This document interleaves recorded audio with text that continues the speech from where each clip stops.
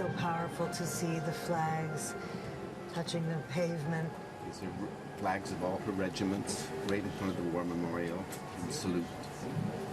Extraordinary scene. And we listened to the last post, also extremely significant during the funeral because she herself.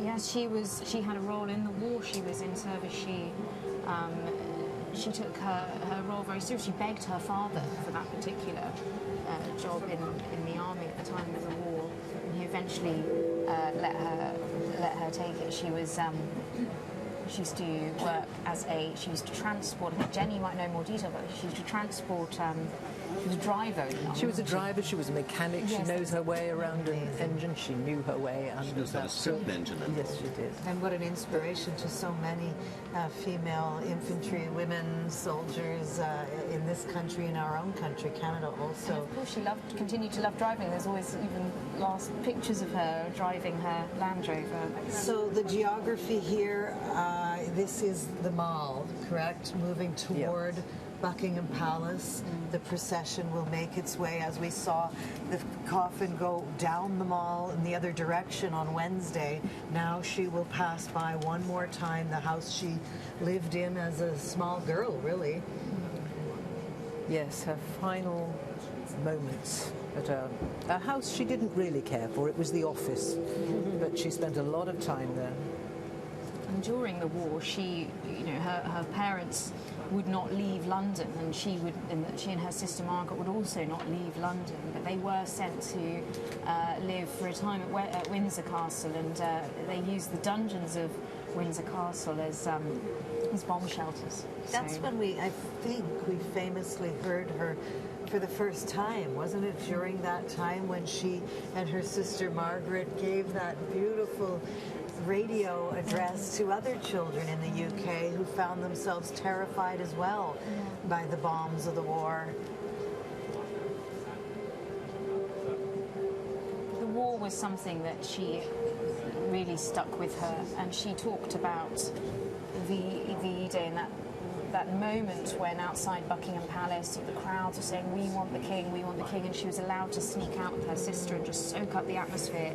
She remembered that as one of the most extraordinary experiences of her lifetime.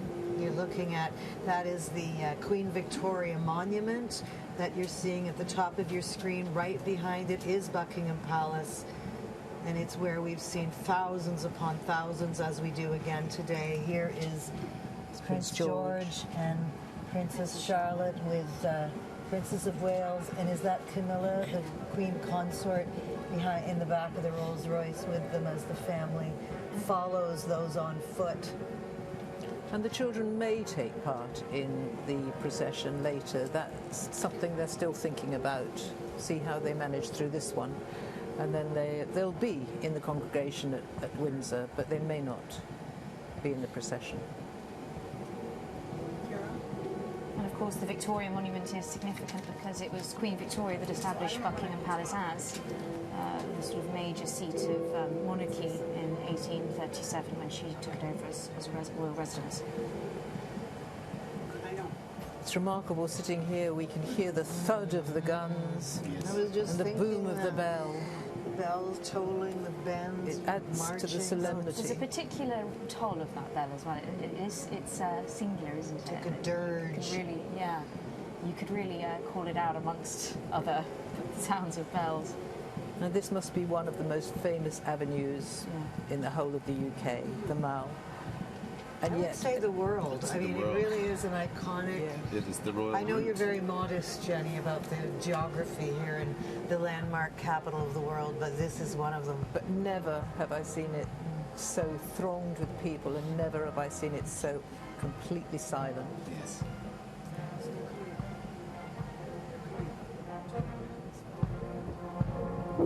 It's quite something to see those mounties.